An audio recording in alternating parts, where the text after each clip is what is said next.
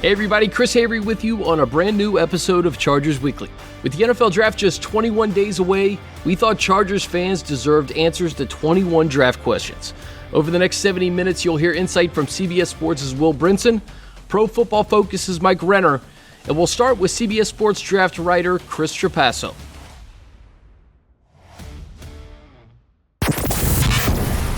All right, we're 3 weeks out from the 2019 NFL Draft. Very pleased to be joined by Chris Trapasso of CBS Sports here on Chargers Weekly. Hey, Chris, I know you're a very busy man in April. I appreciate you spending some time with us. How are you, man? I'm doing pretty good, Chris. Thanks for having me. So what are the next few weeks like for you? The hay's in the barn, I imagine, right? With film and all the off-season draft events on the calendar. What are the next 3 weeks like for you?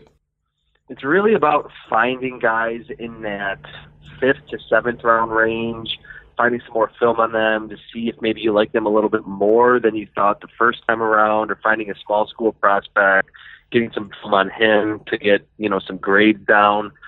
It's actually kind of a fun time because you are right that, with the guys in the first and second, third round, I've watched all them, have everything written up about them, still obviously writing every day for CBS, just based on what I've seen, but finding and kind of uncovering those hidden gems.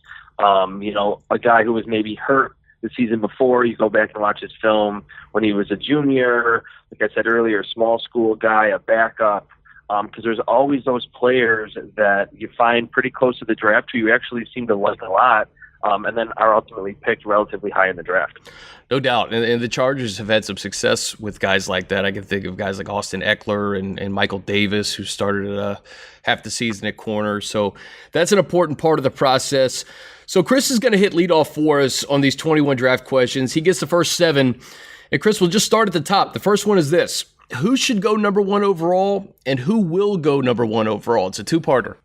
Yeah, two-part question, so I'll give a two-part answer here. I think Kyler Murray will go number 1 overall. That's been the speculation and almost been considered a lock since being at the Combine in Indianapolis late February, early March. Everyone that I talked to there just about said, hey, this is a done deal. They just need to find someone that will be willing to trade for Josh Rosen. There's a little bit of thought that it was all smoke and that the Cardinals were trying to create, a lot of, want for Kyler Murray and that they could move out of that selection. But I think with Cliff Kingsbury there, the air raid back from the Big 12, having Kyler Murray, I can understand that schematically. Yeah. I think Nick Bosa should go number 1 overall. To me, he's the best player.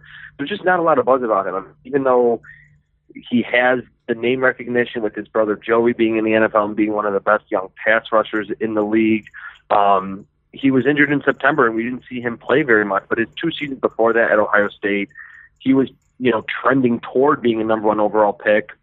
And in those first few games this past season for Ohio State, he picked up right where he left off and was actually even more efficient getting to the passer.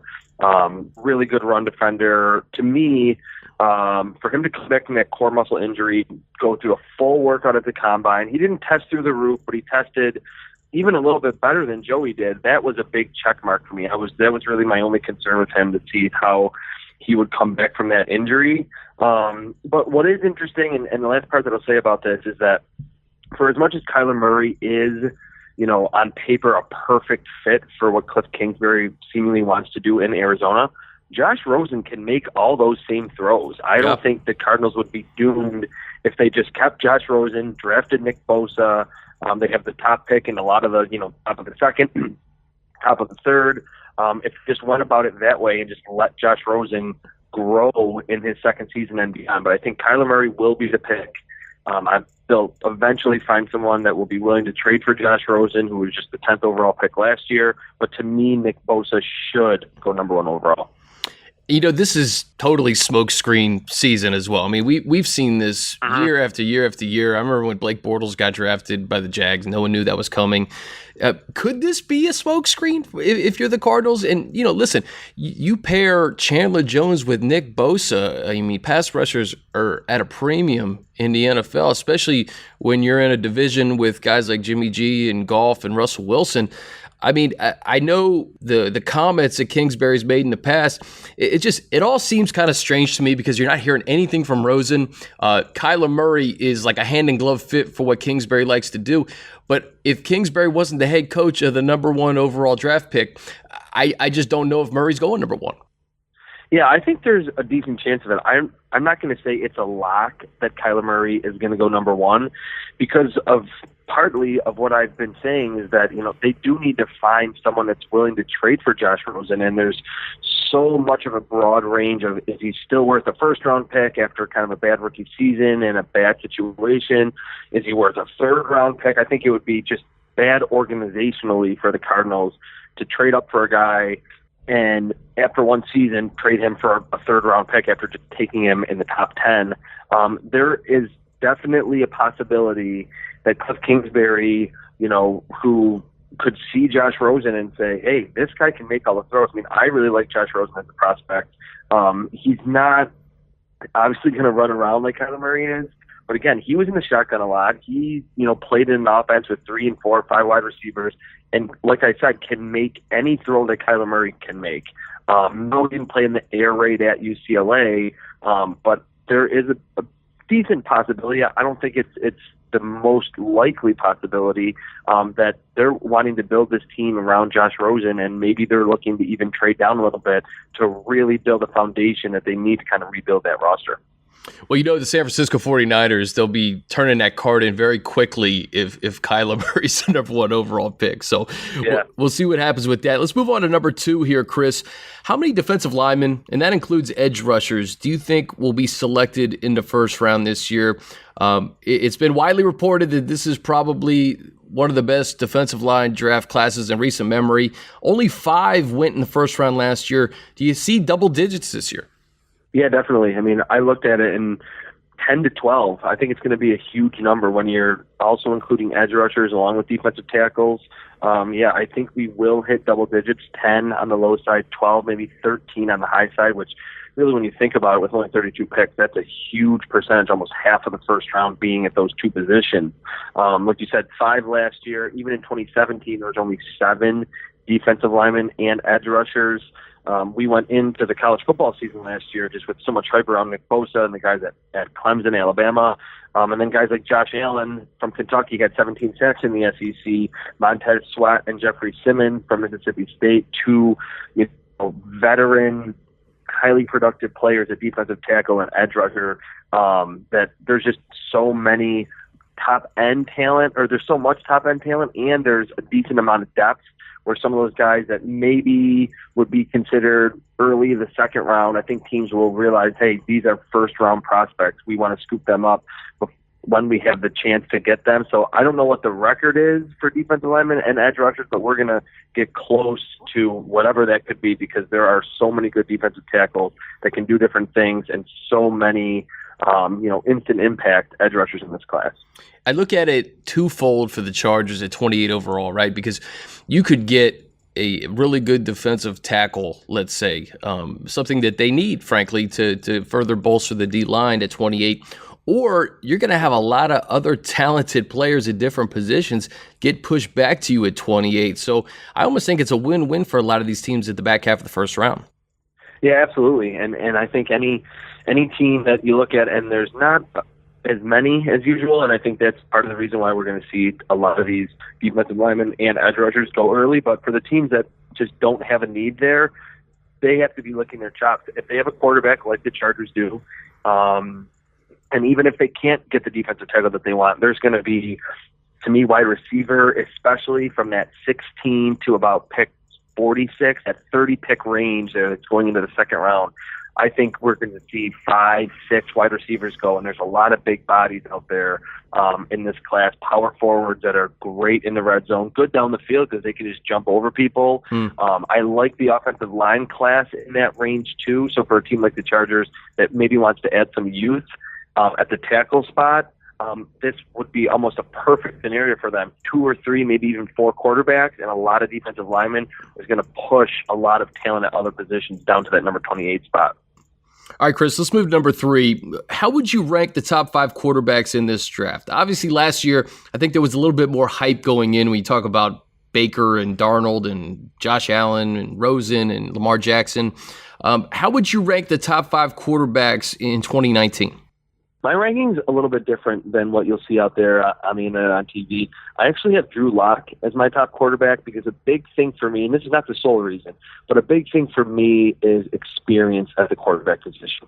At pretty much to see a 19-year-old redshirt sophomore at the wide receiver spot, produce at a high level, that really excites me. And if a guy's a 23, 24-year-old redshirt senior and he's dominating against younger competition, I don't really think that's as impressive. But for quarterbacks, I want them to be as experienced and has played in as many games as possible, because I think you need to be able to say, hey, I've seen every type of coverage, every type of stunt, every type of blitz. I played in a lot of, tough road environments, and Drew Lock is a 4-year starter in the SEC. And what I like about that, beyond just the number of games and times he's gone to Alabama to play and Georgia, he's gotten better each season. That every year his completion percentage has gone up. And to me, watching him as a senior, I think he got a lot more calm inside the pocket. He's not perfect there, but he wasn't leaving as many pockets that were clean as he did as a junior. He's got the big arm. You need to put him in the right system. I don't think you want him really in an old school West Coast system that's throwing a lot of short passes based on timing. You want him to stretch the field and use that arm. He did that, especially as a senior and as a junior when he threw over 40 touchdowns at Missouri. So I have him number 1. Very closely graded behind him is Kyler Murray. It's kind of the polar opposite, but a dynamic player. Reminds me of Lamar Jackson a little bit with his running. Yes, I'm a little concerned about him size-wise as a runner, but I think he does a good job sliding, getting out of bounds. And he's a pretty polished pocket passer. I mean, most quarterbacks that are athletic and do scramble a lot want to just run right away. If they don't see what they like right away, they're going to run. I think Kyler Murray has pocket pace. Don't stand in, but there are some times when he does feel that pressure, even after 2 or 3 or 4 seconds, that he drops his eyes and turns into a running back. I think he needs to get a little better in that area. And then my third quarterback, Dwayne Haskins, kind of reminds me, I did a throwback with him. He reminds me of Drew Bledsoe when he came out of Washington State in the 90s. And I was a young kid then. I'm not going to say I was scouting him, but I'm from Buffalo. I watched Drew Bledsoe play for the Bills, for the Patriots. He was in the AFC East for pretty much his entire career. I think Dwayne Haskins has the arm. He can make every throw that you want, but he's kind of a statue inside the pocket like Drew Bledsoe was. That if you move him off his base at the top of his drop, and that can be with pressure from the inside, from the outside, whatever it may be, things can get kind of ugly with his accuracy. He'll take some sacks. We didn't see it a lot at Ohio State in his 1 year as a starter just because he wasn't pressured very often. He was only pressured 24% of the time, which is a really low number. And I think he's someone that definitely needs 1 year to sit behind a veteran and to learn the nuances of reading coverages, of understanding route concepts a little bit better. A lot of what he did at Ohio State was throwing a slant or a shallow cross and letting all those speedsters create after the catch. I didn't see great downfield accuracy either. To me, he's the riskiest in the first round. He's probably going to go there. And after that, 2 guys, I'll be quick. Ryan Finley from NC State. I like the experience. Kind of regressed as a senior, but I think he can make anticipation throws that kind of help, mask the fact that he doesn't have a great arm. He reminds me a lot of Ryan Tannehill. And then my 5th guy is actually Brett Rippon from Boise State. Another one, 4 years of starting experience. To me, he's kind of the opposite of, someone who's underdeveloped or is a project inside the pocket. He drifts away from pressure really well, can start to his left, look to the middle of the field, look to the right side of the field, and throw accurately. Doesn't have a huge arm, but threw a lot of balls into the bucket down the field at Boise State. I don't think he's going to go necessarily early in the draft, but he's someone that I can see outplaying where he's ultimately picked. So Locke, Murray, Haskins, Finley, and Brett Rippon are my top 5 quarterbacks. It's very interesting, and it's varying, I think, among a lot of the mainstream media when you talk about Daniel Jones and Will Grier. I've seen both of those guys as potential first-round picks. And I want to go back to a point you made about Dwayne Haskins, which I agree with. I think he could be end up being the best of the bunch. But to your point about starting experience, when you just have like that 1 year of a sample size, it's difficult to say, hey, is this going to translate into success at the NFL? Well, Mark Sanchez is an example, a guy who didn't have many starts in college, was kind of put in a good situation with the Jets, with a good defense and a good running game. And then obviously he didn't really pan out the way people were expecting. So I do agree with you. I think Dwayne Haskins, it would benefit maybe sitting behind Eli for a year in New York. Yeah, definitely. And I think if we were looking at it and saying, okay, he started in 2018 in Ohio State, obviously 50 touchdowns, almost 70% completion, that would be a great foundation. And if he would have come back, I mean, I don't blame him for coming to the draft because it was a relatively weak quarterback class. But if this was his foundation and you knew you were going to get another season, maybe even 2 years from him at the college level to learn how to deal with pressure and to zero in on his accuracy a little bit down the field, I mean, you'd be talking about someone that'd be a home run top pick in the draft. But because he's just underdeveloped in those key areas, that's why I'm not as high on him. But you're right. Sitting behind someone like an Eli Manning, I think, would be a great situation for him. I'm not going to say he's the next Patrick Mahomes, but I think reining in some of the craziness that we saw at Texas Tech from Patrick Mahomes sitting for that year behind Alex Smith, he can still make some crazy throws that almost no one can make in the NFL. We saw that last year. But that kind of scenario where he learns what he can and can't do at the NFL level his first season and then takes over in year 2, I think would be the best scenario for Haskins. It's a great convo. And Brett Rippon, a name to watch over the next 3 weeks, because I think when we talk about this quarterback class, he doesn't get mentioned a lot. So a name to watch for sure. Chris, let's go to number 4. Which offensive lineman do you think will ultimately end up being the best pro? There's a lot of guys that I've heard from different draft pundits and experts. I'm curious to get your take on this.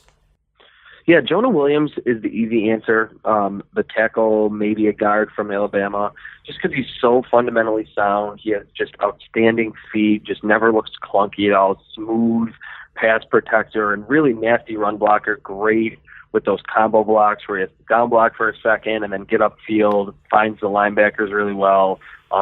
Didn't test amazingly at the combine, but he looks more athletic on the field. Great power. I think even in that national title game where Alabama kind of got beat up by Clemson, he did a great job against that defensive line that could have 3 first-round picks on it. And really, if it doesn't work out at tackle for him, he could move down into guard where he won't be stressed as much athletically. He could even play center. I think he's that type of cerebral player that understands where blitzes are coming from, where line shifts are going. The outside-the-box answer for me, though, is Chris Lindstrom from Boston College. He already made the transition from tackle into guard for his senior season, which I think was a great decision. He almost came out last year as a tackle. The NFL Draft Advisory Board said, hey, maybe you should go back for a year. You'd only be a second or third round pick, maybe move inside the guard. He did it. He just has great feet. I think his feet are as good as Jonah Williams. And he has that year of experience inside a guard where he had to deal with a little bit more power, had some more responsibilities in the inside running game. Someone that probably will be there in the second round, and I think a team that drafts him is getting a starting right or left guard right away who you're never going to have to worry about for the next 8 to 10 years in that position. How important is that, too? And you're not the only one who said this. Last week, I had Rick Saratella from NFL Draft Bible on. He said that he wouldn't be surprised if Lindstrom is the best offensive lineman when it's all said and done. Being able to plug somebody in right away is important, but also the positional versatility. If you can get a guy, Dalton Reiser is a guy who can play pretty much across the line. So I think that's so important, too. If you can kick a guy into guard, if need be, if you have an injury during the season, those are the guys that can really provide a lot of value for an NFL team. Yeah, definitely. And I think beyond the versatility, which you hit the nail on the head there with that, is that to me, the guard spot is becoming more and more valuable in the NFL. That even 10 years ago, it was seemingly a game in the trenches. When it came to the pass game, it was, some run pluggers inside, some guys that couldn't really move at defensive tackle. There were some decent pass rushers, but it was really all about the battle on the edge with the defensive ends, the outside linebackers, and the tackles. You needed a great left tackle. Teams started to realize you needed a good right tackle. But think about it. There are so many high caliber pass rushers that play defensive tackle now that aren't 300 pounds, that might not be great against the run, but they're the closest to the football. And I think if you did a survey of all NFL quarterbacks, what would they rather deal with? I think it would be outside pressure where they can just step up into the pocket than seeing Aaron Donald coming at you straight on right after you get the snap. So I think having a really good guard, it's kind of an old thing, oh, you don't really need great guards or don't pick them early, you can get them later. I don't think that's true anymore. So I think teams are realizing that not only is the left tackle position, the right tackle position, both premium spots, I think the guard position too is really important. Just what we've seen, so many good pass rushing defensive tackles come into the NFL. All right, Chris, number 5 as we move along here. Outside of special teams, what position group do you think gets shut out of the first round? We talked about how deep defensive line is, and we'll probably see double digit at either edge rusher or defensive tackle. What position group gets shut out of the first round? 2 spots, one on offense, one on defense. Running back, we've had kind of a run here for a while with Leonard Fournette, with Christian McCaffrey, Saquon Barkley, obviously, of running backs going in the top 10. We're not going to see that this year. I would be stunned if we do, and I would be actually pretty surprised if a running back even goes inside the first round. Josh Jacobs is kind of the clubhouse leader, so to speak, in terms of just, people have been high on him for a while. I'm not particularly high on him. I would pick him way later than that. It was weird at the combine for as well as the defensive tackles, the edge rushers, and especially the receivers, the corners. Everyone tested well, all those positions, and the running backs, when they had their day, they all ran a lot slower than expected, just about.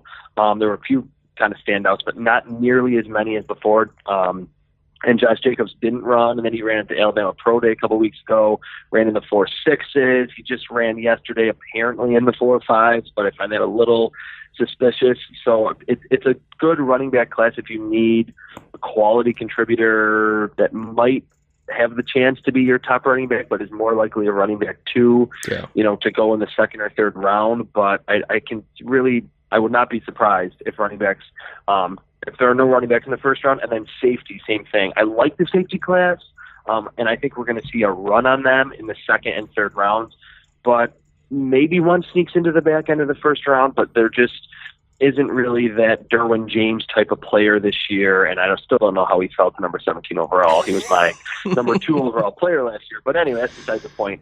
There's just not really that game changer.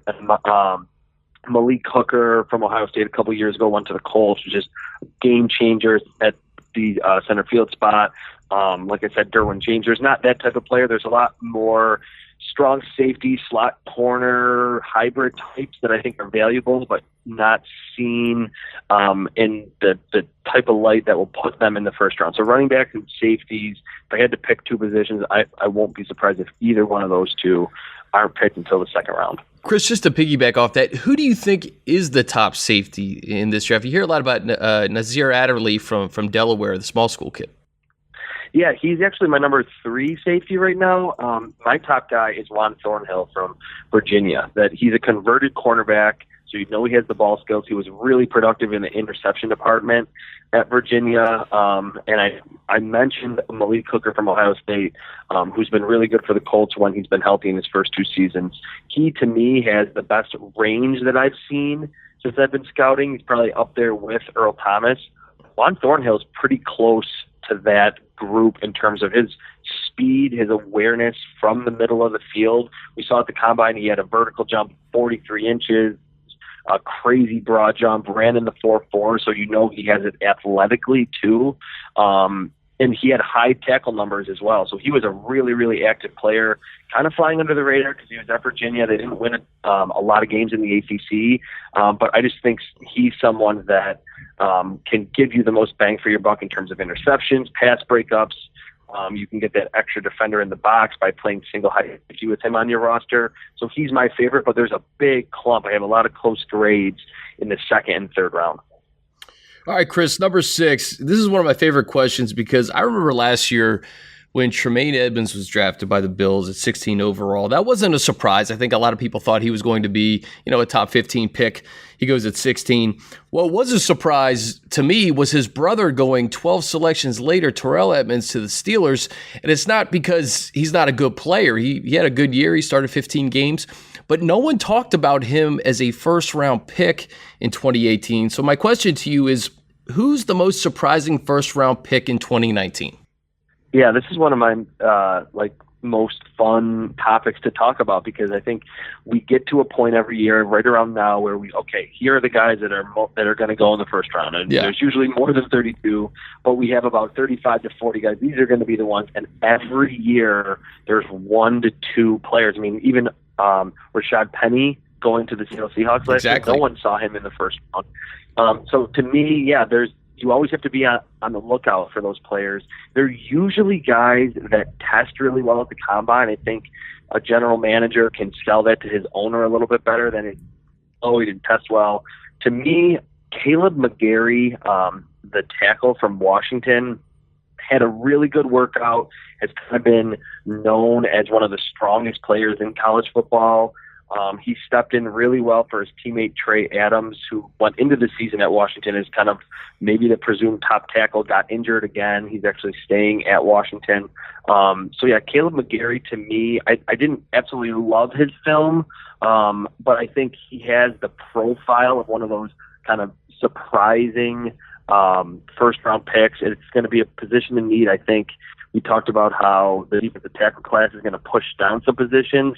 I think it will push down offensive tackle a little bit, but after Jonah Williams, Jawan Taylor, Andre Dillard from Washington State, I think there are still going to be some teams there, those contenders picking in the late 20s, that need some tackle help. Maybe, it could be the Chargers, but I think Caleb McGarry has the athletic profile, very strong, powerful player, good feet. I could see him being one of those sneaky late first-round picks.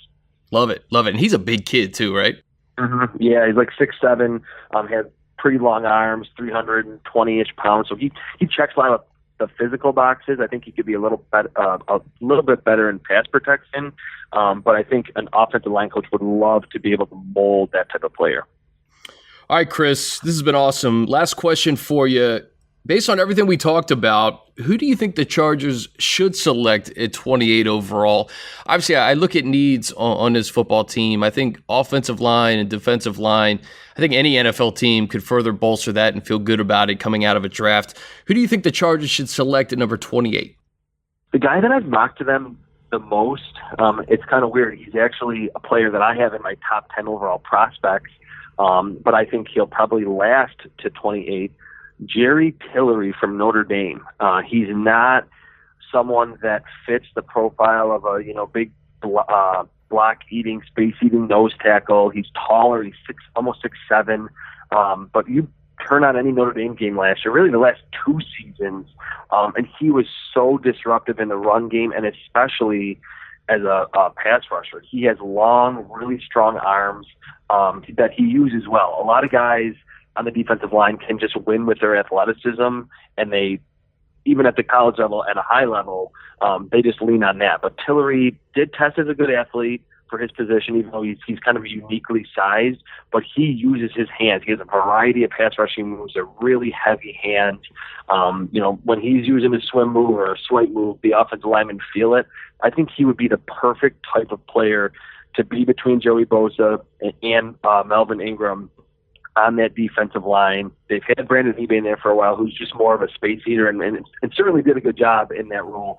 But if you could say, hey, we have these 2 great edge rushers and we can create pressure in the middle, him and Justin Jones inside, their 3rd-round pick from last year out of NC State that I liked a lot, then you're talking about arguably one of the best defensive lines, front fours in the entire NFL. And I think, we have seen being in that division with the Kansas City Chiefs, creating pressure on Patrick Mahomes will be paramount. So I think he would be the perfect pick, or any one of these top defensive tackles, because that just seems like the biggest need for a team that otherwise is a pretty well-rounded roster.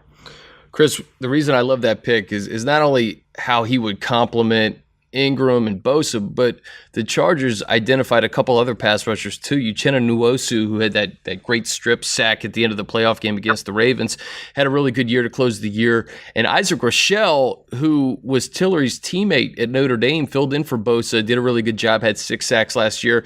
He actually said he talked to Tillery recently and was like, hey, what's all this buzz about? And obviously the Chargers are not connected to, media mock drafts, but it's just funny because you do see Tillery's name associated with the Chargers.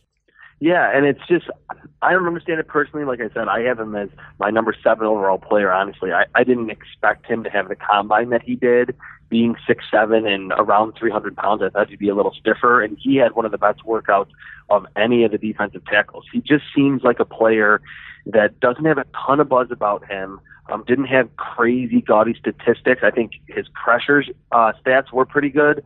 And after a lot of the more highly touted players like Christian Wilkins at Clemson, like Dexter Lawrence at Clemson, Quinnen Williams, obviously from Alabama, is probably going to go inside the top 5. He seems like in that second tier of top prospects.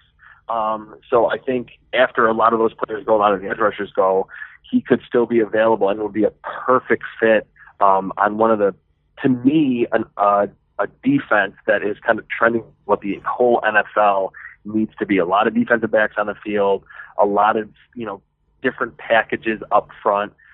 Just a really good player that I think would be a perfect fit, and it would fill an immediate need. Chris Trapasso, CBS Sports. What a great way to kick off this podcast, Chris. Where can we find you on Twitter and CBS Sports, and what do you have going on over the next few weeks? I'm just on Twitter at Chris Trapasso, and all my work's on cbssports.com/NFL/draft.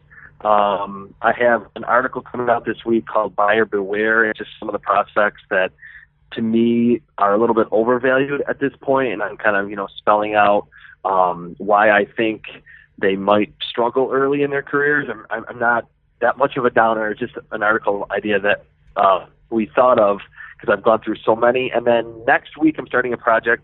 I'm ranking the specific skills of some of the position players and the quarterbacks. Who has the best deep ball accuracy? Who's the best inside the pocket? Which running back is the best at eluding defenders? Who has the most power? It's one that I did last year. I think was a lot of fun and kind of gives readers an inside look at some of these top prospects. All right, we now pass the baton to Mike Renner of Pro Football Focus. Mike, I always appreciate you joining us, man. How are you? I'm doing great. Thanks for having me back on. Dude, I'm always pumped to have you or Steve Palazzolo on this time of year because you guys have seen things through a different lens during the draft season, and brag on you a little bit because you had Derwin James as a top 5 pick last year. You were big on Mo Hurst, guys like Michael Gallup. Different from what the mainstream media seems to mock this time of year. Yeah, I think we just look at draft prospects through a little different lens, and we also have a lot of data at our hands, at our fingertips, to be able to help us out with our evaluation. So I think from that point of view, from that perspective, we're just going to have a different evaluation than someone who's just purely watching film, going off box score stats, watching 3 or 4 games. We get to watch, pretty much every graded play for a guy for a season because we can pick out those key plays, just get at those more important plays to watch. And so from that point of view, we're just going to differ from a lot of the, popular narratives. All right, man. Well, let's pick this thing up. Question number 8. The best prospect that no one is talking about right now is who in your eyes? So I'm going to go with someone that I think really, literally no one's talking about, and it's Yeldy Froholt, the Arkansas guard. And I get that that's really, there's probably a reason why no one's talking about it because people don't really like to talk about guards anyway, but I think he's sure.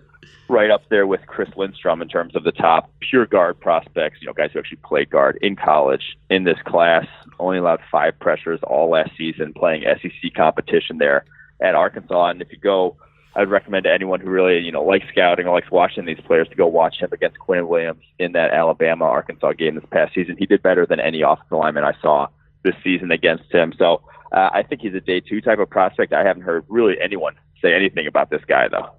The guard position's interesting because I remember just like several years back when Brandon Sheriff was like 5th overall pick, I think it was, to the Redskins. And it's just a safe pick, right? And, he was hurt last year, but he was really a mainstay on that offensive line. Chris Lindstrom You're the third person that's mentioned Chris Lindstrom to me in the last week. Why are we not hearing about Lindstrom getting first-round buzz? It seems like he's more of a day 2 pick as well. Well, I just don't think he has the physicality that you saw from guys that went in the first round this season, or even the tackle prospects in this class that you could move into guard, like Cody Ford, Dalton Reisner. He's not as physically imposing as those guys on tape in the run game. Offensive line coaches still want to see you be people movers in the run game. That's not Lindstrom, but in the passing game, he's incredibly athletic. He uses his hands extremely well. Was a former tackle there at Boston College up until this past season. So I think from that perspective, that's what we really focus on. That's why we're high on Lindstrom as well in terms of he's probably the best pass protecting guard in this class, and that's why I think we have him right around at the end of the first round type of mix. All right, Mike, next question, and there's probably not a wrong answer to this. In terms of who you think will be a better pro, Nick Bosa or Quinnen Williams, and you just mentioned Quinnen Williams, and the reason I wanted to include him here is because I think wasn't he like the highest grade you've ever given a defensive tackle? Season highest grade we've ever given a defensive tackle was Quinnen Williams this past year, yes. So who do you think is going to end up being the best pro in terms of what you've seen from Nick Bosa? I know he was hurt for a majority of the year, or Quinnen Williams, who had an awesome 2018. I'm going to sort of punt on this question and say that Bosa will be a more valuable pro because edge pressure in the analytics point to being a more valuable pressure than up the middle because it leads to more sacks, leads to more forced fumbles. So from that perspective, the edge is more valuable. So I'm going to say Bosa will be a more valuable pro. Now, debating which one's going to be better, they're both fantastic. They're both, in my opinion, sure things in terms of projecting from college to the pro. Their games are going to translate with their athleticism and how refined they are technically. So I think both will be fantastic. I think Bosa, the value there is why he'll be the better pro, I guess. All right, next question. D-line is absolutely loaded in that first round. What position group after defensive line do you think has the most depth that you'll be able to find some really good players on day 2 and day 3?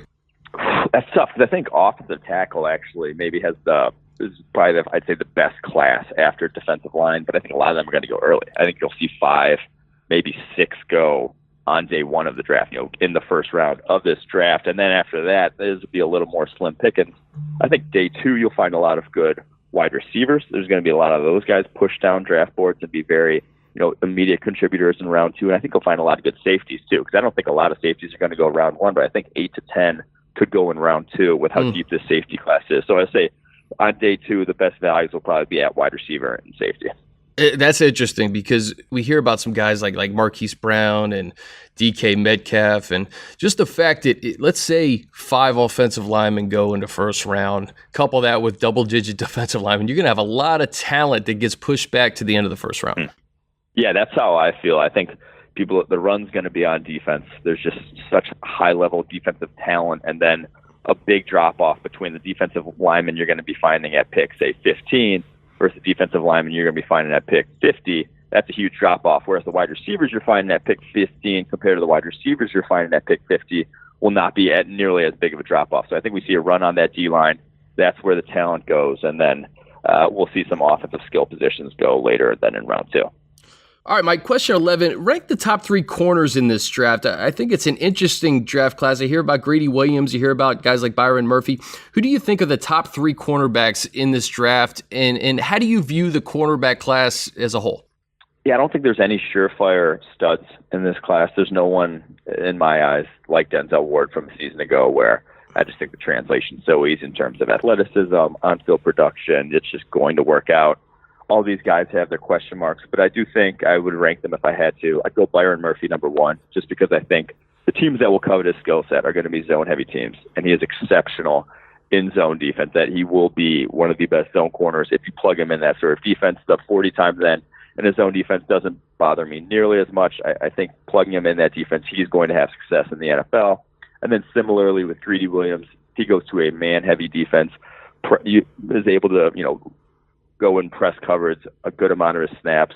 I think he will have success in the NFL as well. So I think those two are pretty good translations to the NFL, but they have their flaws. Greedy Williams in off coverage has his flaws. Byron Murphy in press coverage has his flaws. They both have kind of system specific at that point. Sure. DeAndre Baker then would be my 3rd, not as scheme specific, but he has his flaws in terms of I worry about him down the field. He was incredibly physical down the field. He's just not going to be able to get away with the physicality he showed at Georgia, where he could just chuck receivers 10 yards down the field, and then where he didn't run a great 40 at the combine. So those two things sort of in tandem make me worry about his ability to play the ball down the field, and the fact that he might get beat deep a handful of times early in his career, but I still like what he can do in the underneath game. I think even if you stuck with the slot corner, he'll be one of the better slot corners in the NFL if that is what you're stuck with.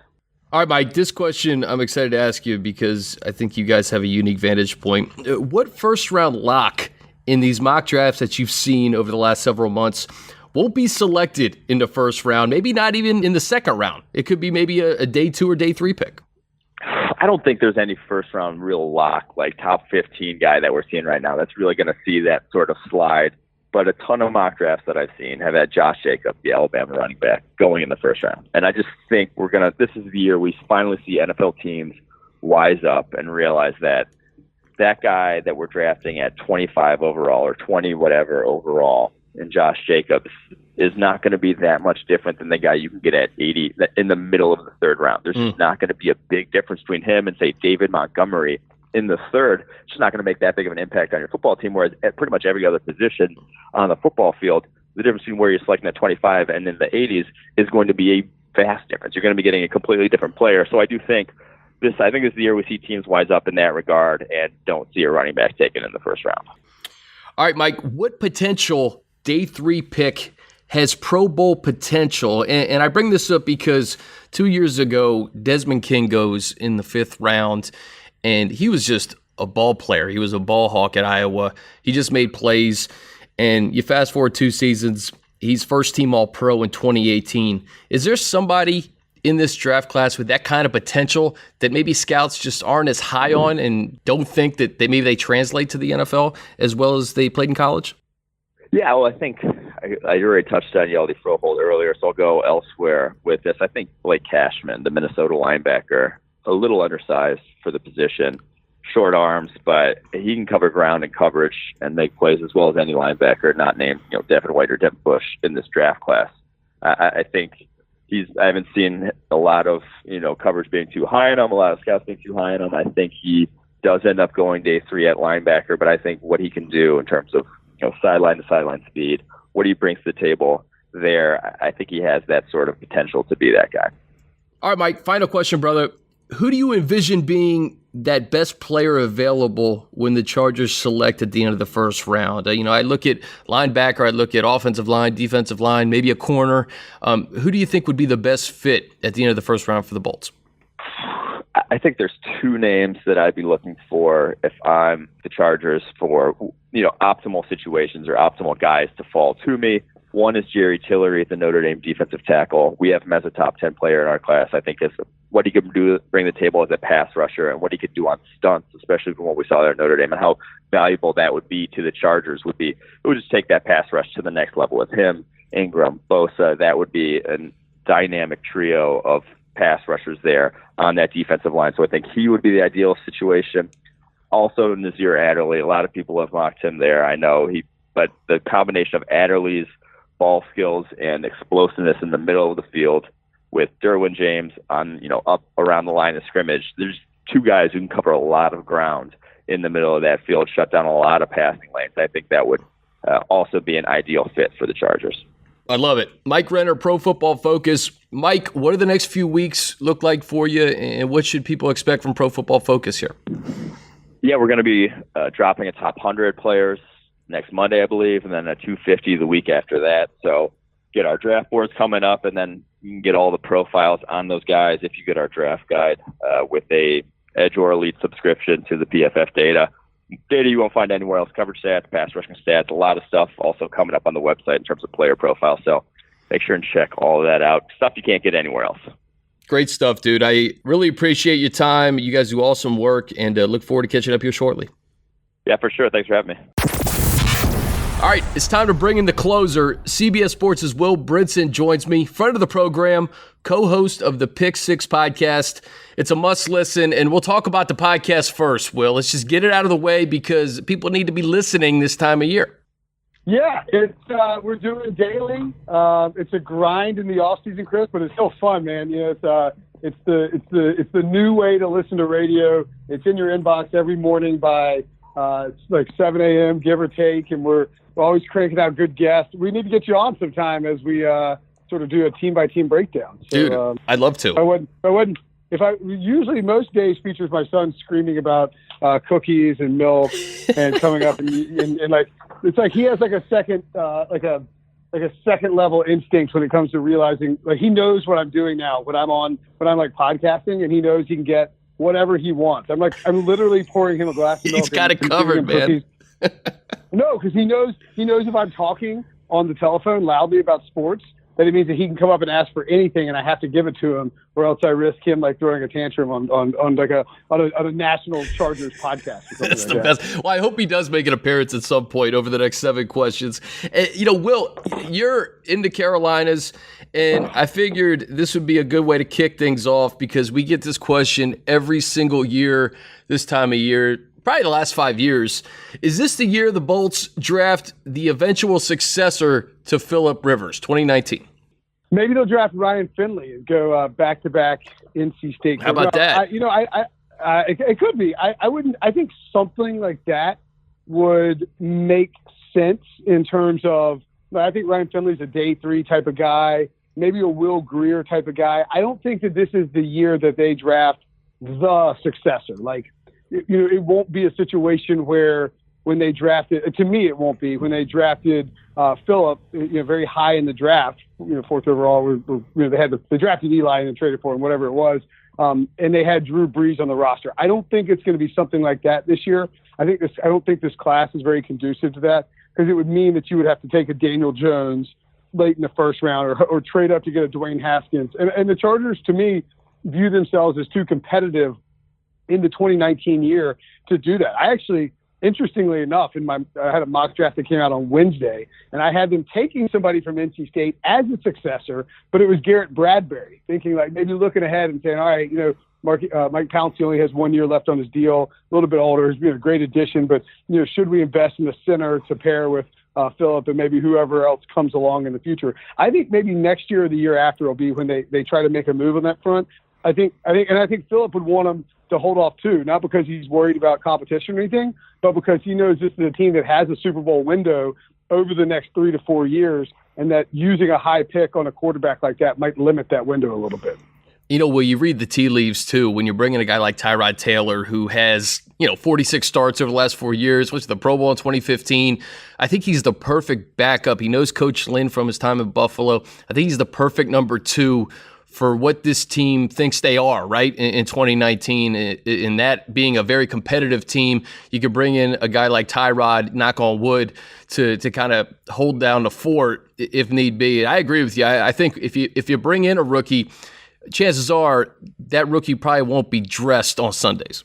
Yeah, that's a great point. And I think too, if you go out and you sign Tyrod Taylor and you invest in the backup quarterback position, you're buying, you're doing one of two things. One, you're buying some insurance. And look, I have home insurance. That doesn't mean, and I pay it every month. That doesn't mean I ever want to need to use it. Same with car insurance. You don't want to have to use your insurance. You hope your insurance is just a complete waste of money that you never use. And no offense to Tyrod Taylor, the Chargers hope that they don't ever see him on the field. They don't want unless it's a blowout. And so from that perspective, I think teams that are in this window, in the Super Bowl window with veteran quarterbacks, it's interesting because we have a very different conversation about the Giants when we talk about them. But I think you have to. It's a fine balance. Like the Steelers have to be careful about it. They made Big Ben angry when they took Mason Rudolph last year with a 3rd round pick. That's right. And so you have to walk this. Yeah, I mean, you have to walk this fine line of developing a young quarterback, finding one, but also making sure that you go for gusto when you can with your window. And I think for a team like the Chargers that has shown so much in the last 2 years in terms of an ability to be there at the end of the season and make a playoff push, that it would be. I think it would be a bit premature to pull trigger on a quarterback just because Rivers has shown that he can play in the elite level well into his late 30s. All right, this is a nice segue into the next question. Very, very simple. True or false? Because we had 5 quarterbacks go in the first round last year. Will 4 quarterbacks get selected in the first round in 2019?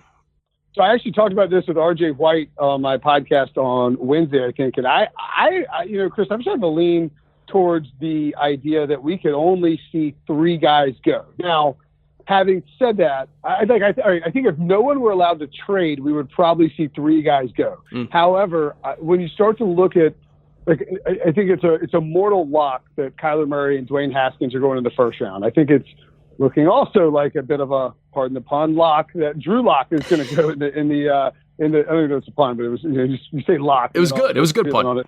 Yeah, right. But I think he's going to go in the first round just based on the latest buzz that you hear and how he's moving up boards and the various teams that are sort of enamored with him. So I think we're looking at, those 3 guys at bare minimum. And the question then becomes, is someone going to trade up into the first round to get Daniel Jones out of Duke? And I don't know that there's another sleeper out there. I don't think Will Grier or Ryan Finley are going to jump up into that mix. I mean, no Jarrett Stidham or anything like that. So you have to find a team that wants to come up and get it. Now, the reason that somebody would do it, there's 2 reasons, actually. One, the 5th-year option is huge. I mean, it's enormous when you're talking about drafting a quarterback. Look at guys like Derek Carr and Russell Wilson, who fell into the second and third round respectively, and you have to extend them a little bit earlier because you don't have that 5th-year option. Guys like a Jameis Winston and Marcus Mariota, you can sort of kick the can down the road a little bit with that 5th-year option, find out if they're the guy, go through the full rookie deal, et cetera. And so I think that teams are more willing to trade up into the first round. We saw this with Teddy Bridgewater and the Vikings a few years ago to get that extra year of team control without having to pay or use the franchise tag. And then look at the teams at the back end. We got the Patriots at 32. We know they love to trade down. The Rams always could use more picks. The Seahawks are there. You never know what they're willing to do, but they're willing to trade down. The Packers showed last year that new GM Brian Gutekunst is willing to take a step backwards and trade down. I don't think the Chiefs or the Ravens are opposed to it. Certainly, I think Tom Telesco would love to get some extra picks, right? So yeah. I think that you will probably see 4 quarterbacks go in the draft, but only if there is a team that wants to leap up and pay the price to move back into the first. Yeah, that 5th-year option is a very important point. We saw, with Lamar Jackson going number 32 last year, teams have that in the back of their mind. Next question, I saw your last 2 mock drafts. Garrett Bradbury was the latest pick for the Chargers. You also had Byron Murphy, the cornerback from Washington. Why do you think those 2 guys make sense for the Chargers? Because I can see both of them coming in and potentially making impact. Obviously, Mike Pouncey's here and played at a Pro Bowl level, though, in 2018. Yeah, and I think the Bradbury thing was sort of a luxury pick. And look, that's not like, I don't think that, it's weird because I point out that the Chargers are a win now team, so you got to be a little bit careful about how you do it. But I do think smart football teams and smart GMs, and I think Tom Telesco is a smart GM, are constantly trying to make sure that they stay 1 or 2 years ahead of where they need to be from a roster perspective. So you don't want to be caught. And I think we've seen this too with the Chargers in the last 2 years. They've really done a great job of improving the offensive line in front of Phillip Rivers, and it has made a world of difference in terms of his play and his longevity and his ability to lead the team in big spots because you have that protection. Yep. There was a stretch of time where the Chargers had one of the worst offensive lines in football before Telesco came in and sort of revamped it. I mean, Rivers dealt with a rough stretch of offensive line play, in between those 2 eras. And so I think from that perspective, you would want to you want to get a guy like Bradbury in and get him in early. He could potentially play guard. I hear that he's told teams he doesn't want to do that and he wants to be a center only. So that's a little bit tricky there, depending on what you think your long-term plans are with Pouncey. And then I think with a guy like Byron Murphy, you got a really good secondary, right? I mean, you've got Casey Hayward, Desmond King, guys that have been impact players, already. Of course, you have Derwin James out there, and he can move around, play safety, but steps in and does basically everything. He's a superhuman. I just think that's a spot where, after they upgraded or added Thomas Davis at the linebacker position, bring back Denzel Perryman, now you sort of think about, okay, where do we need depth? Where do we think we could be in a spot where if the worst case scenario happens and our linebackers get hurt again, do we need additional corners so that we can play all those defensive backs? I think given where the roster sits right now, and I think it's in really good shape, it wouldn't be surprising at all, considering where the Chargers pick, for them to use that pick on something that like depth. And I think you can see Byron Murphy really develop as a as a type of corner that fits a Gus Bradley scheme, and I could certainly see Garrett Bradbury working out as well. So I think that's sort of where I was leaning with those is, all right, we don't have a direct need that's going to, that we have to plug in. Where can we generate some depth? Where can we get the best possible player? And is there value here when we're making this pick? I love the potential cornerback option at 28 because you can never have enough corners.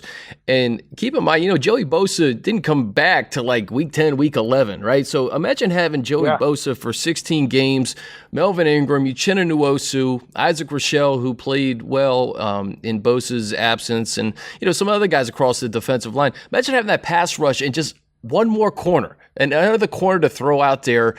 It just makes the back end that much more dangerous, especially when you have a pass rush, Will.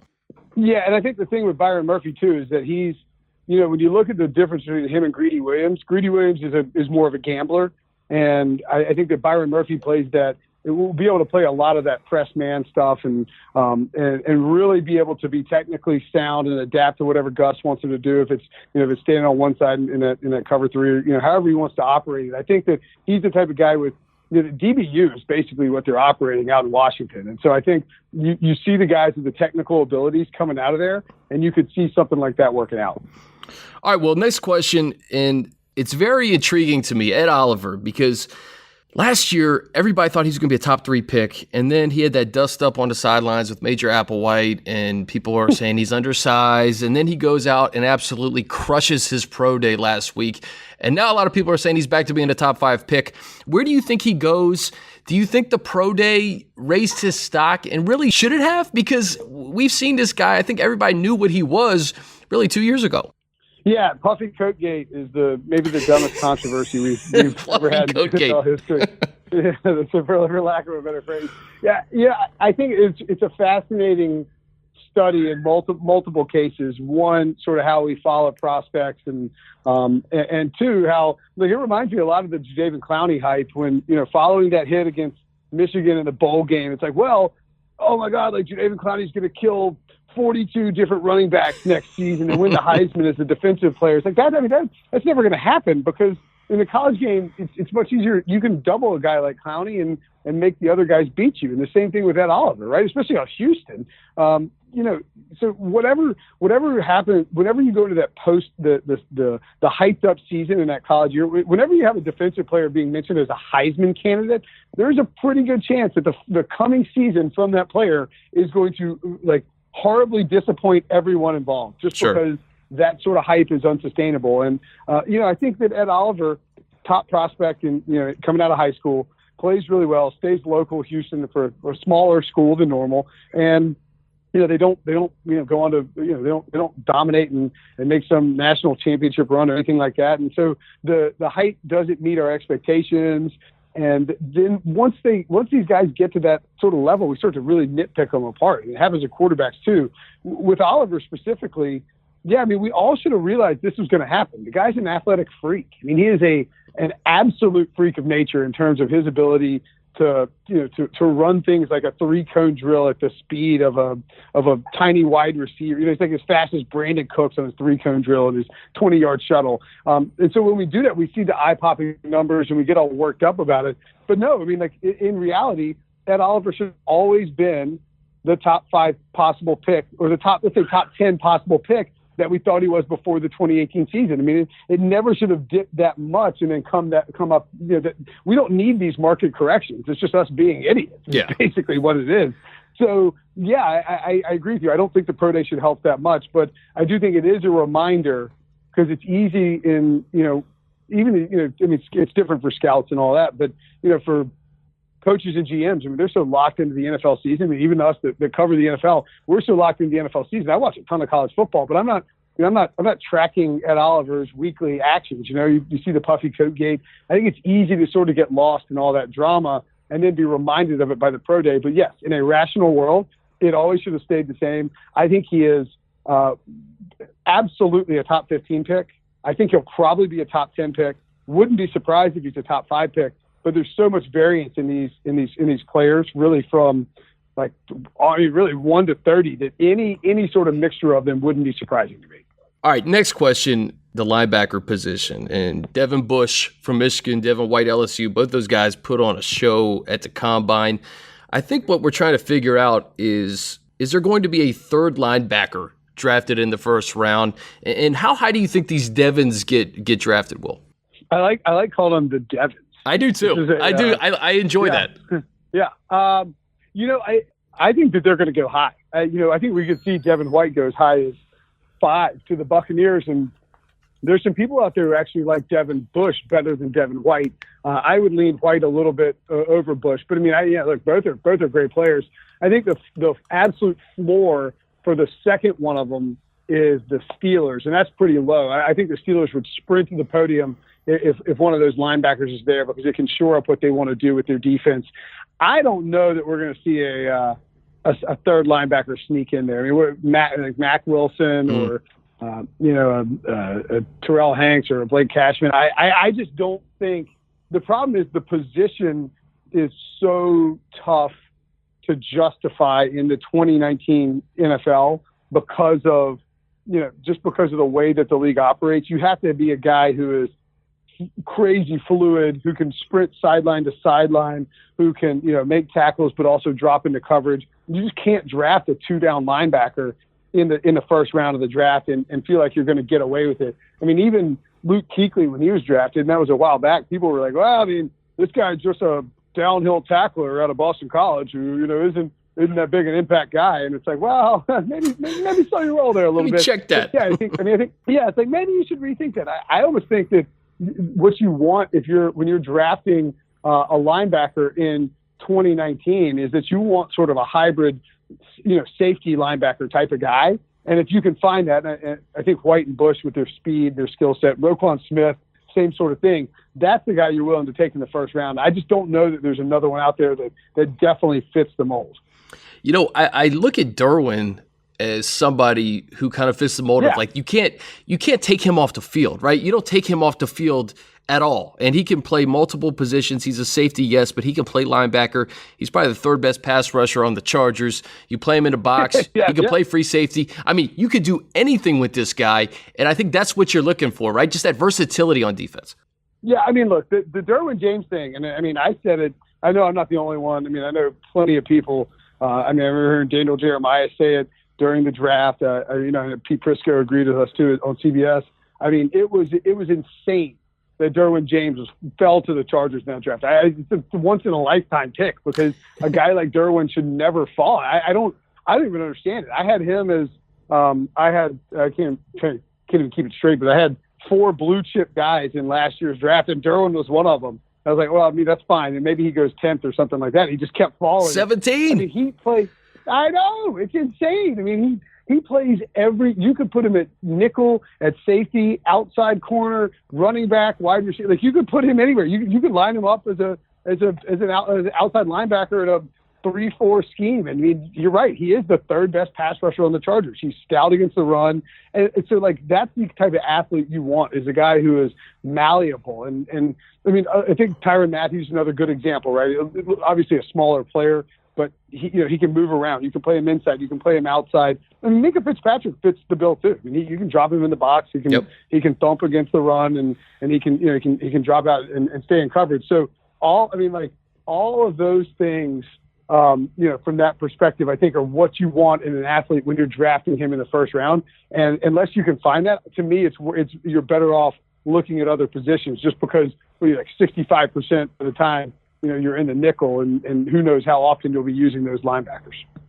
All right, well, question 20, the better pro receiver, DK Metcalf or Marquise Hollywood Brown, who is just blazing fast? We all know about Metcalf and the combine he put on. He's a specimen. Who's going to be the better pro? And do you think there's another guy who could be better than both of these guys? I would. I'm anti. I'm not. I don't want to say I'm anti DK Metcalf. I mean, the guy's an athletic freak, put up crazy numbers at the combine. I just have red flags going off about him in terms of health, and I get that he runs as fast as he does at his size, but I mean, is he going to be anything more than somebody who just runs 9 routes?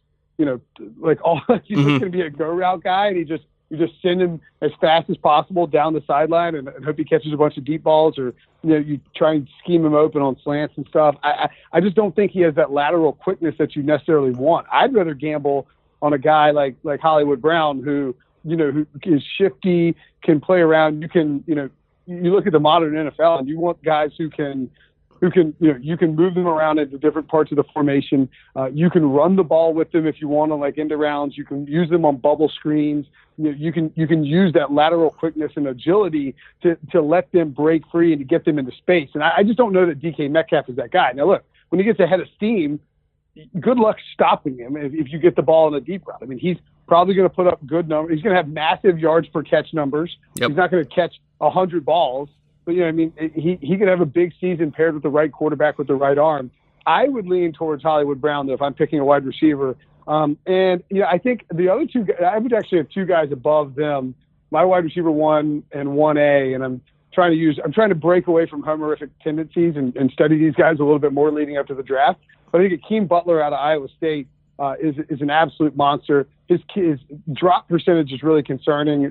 Take that to the next level, and you just can't be dropping balls at the NFL level. That'll get you benched quick. But he's so big and so explosive. And then Kelvin Harmon at NC State, who did not test very well at the combine, didn't have top end speed that especially compared to like a guy like DK Metcalf. But he can run a ton of routes. He's really precise for his size, and he wins everything in terms of jump balls and great character off the field. I would be willing to take a gamble on him, late first, early second if I was looking at a wide receiver. And I've got Harmon and Akeem as my wide receiver 1 and wide receiver 1A. I don't know why we overlook just the ability to run routes. You know what I mean? Like that's like almost number one priority for a wide receiver in the NFL. You got to be able to win one-on-one matchups. You got to get open.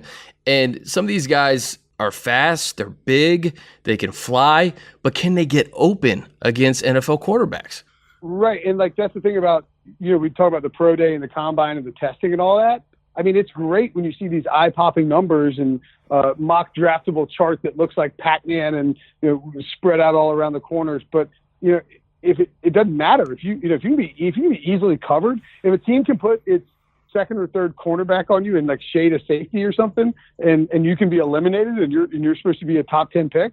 I mean, that's going to be a major problem. And so, look, I know I'm not saying DK Metcalf can be wiped out really easily or anything like that, but I do have concerns about whether he's a guy who's just, beating questionable college coverage by going over the top, or he's a guy who's going to really come in and be an impact player. I mean, you look at guys like Keenan Allen getting open and DeAndre Hopkins and even Devontae Adams. I mean, these guys are professional route runners, and I think that gets overlooked. And it reminds me a couple years ago when John Ross, who was blazing fast at the combine, goes 10 overall. And I feel like we have this short-term memory where like the last thing we see that's not on film takes priority over actually what we see on film. It's just very interesting to me. No, it's like part of the problem. I mean, and look, everybody's guilty of it. Like media members are guilty of it. Oh yeah, 100%. Teams are guilty of it. Fans are guilty of it. It's like John Ross just broke the combine 40 record. It's like, well, it's like he has like two cinder blocks on his forearms. It doesn't really have. I'm not saying he does. I actually think John Ross is a good player, just can't stay healthy. But it's like it doesn't matter. Like nobody cares what you might not have hands, and nobody cares as long as you're breaking the record for the 40. They want you on your team because you're lightning fast. You're right. Recency bias is a real thing when it comes to the NFL draft. All right, Will. Question 21. We'll end it on this. I need one bold prediction for day one of the 2019 NFL draft. Something crazy always happens, and none of us expect it. What do you think is going to happen 3 weeks from Thursday? Okay, let's see. I'm not going to predict any sort of draft fall as a result of smoky circumstances. Yeah. That already happened somehow. That's already happened. And it only happened it was 3 years ago. I mean, it is one of the crazier things that's ever happened. I will say I got a couple things I'll throw out there, which is not what you asked for, but I'll do it anyway. No, that's I'll fine. say that five wide receivers go in the first round. Wow. I will say that Quinnen Williams is the first defensive lineman taken over Bosa and Josh Allen. And I will say that Josh Rosen is not traded, or is that bold? But like, what's bold with Josh Rosen? You know what? Gets traded or doesn't get traded? I was just talking to Chris Trapasso about the smokescreen element to the Cardinals at number 1 overall. Is this a smokescreen? I don't know. I mean, if Josh Rosen stays with the Cardinals, well, so what? You would be saying Quinnen Williams goes number 1 overall potentially to the Cardinals. That's sort of what I was going. Yeah, that's sort of what I was going. I mean, like, I'll just go with my bold prediction. In the case, I'll throw it. Quinnen Williams goes number 1 overall. That'll be my bold prediction. Yeah, that's pretty bold because I think people think it's a two-man race, right? They think it's either everyone thinks it's a lock. It's Kyler Murray, and if it's not Murray, it's probably Nick Bosa. If it is Murray, then the Niners are turning their card in really quickly for one of those two defensive linemen, Bosa or Williams. So there's just so much. Every single season, man, there is intrigue at the top of the first round. Well, I think, the NFL likes it that way, right? The NFL has said that's why they stopped wanting guys signing early. You know, you used to have Matthew Stafford and Sam Bradford. You get your contract locked up early, and you announce that you're taking them first overall. The NFL doesn't like that. They want the drama. Last year was picture perfect for the league. And let's not forget, Chris, that like this time last year, even 22 days out, I mean, we were having a discussion about whether it was Josh Allen or Sam Darnold who would go number 1 overall to the Browns. Baker Mayfield wasn't even wasn't even really in the conversation for first overall. And so like I don't know if maybe the Cardinals are geniuses. Maybe they're smoke screening us all to death. I don't think we'll all know for sure until they're actually on the clock. But I think when you look at what they've done this offseason and sort of, I know everybody's hearing that it's definitely going to be the Cardinals, and you hear like guys who I believe have good intel coming out of that building, like Peter Schrager or Pete Prisco. Pete told me that on the Big Six podcast. He says he firmly believes it's going to be Kyler Murray, and maybe it is. I just think that it's just so obvious, and when it's that obvious, it usually digs the other way. So I wouldn't be surprised at all if Arizona was trying to shop that pick with their interest in Kyler Murray, and then ultimately decided, hey, you know what, Quinnen Williams is our guy. We're going with him on the upside on what he can bring. And look, it's a bold prediction. I don't know if it'll happen, but I'll throw it out there. Hey, dude, I like it, and I'm excited to see what happens 3 weeks from Thursday. Will Brinson, CBS Sports. Will, what are the next 3 weeks looking like for you? You're a must-follow on Twitter. Share everything the people need to know. At Will Brinson on Twitter. At Will Brinson on Instagram, too. We'll be in Nashville for a couple days during the draft. We'll be doing stuff on CBS Sports HQ, which is our 24/7 streaming sports network. No fake debates, just real sports news, real sports fans. The tagline, I think, CBSSports.com live or CBSSports.com/live or on any device that you can find it in the Pick Six podcast on iTunes, Stitcher, and Spotify. Awesome, dude. Thank you so much, and we'll have you back this summer. We'll talk a little draft and the 2019 season. For sure, man. Anytime. And that'll do it. My thanks to Will Brinson, Mike Renner, and Chris Trapasso for joining me. And of course, thanks to you all for listening. Don't forget, if you like what you hear this offseason, be sure to give us a rating and review on Apple Podcasts. Please help spread the word.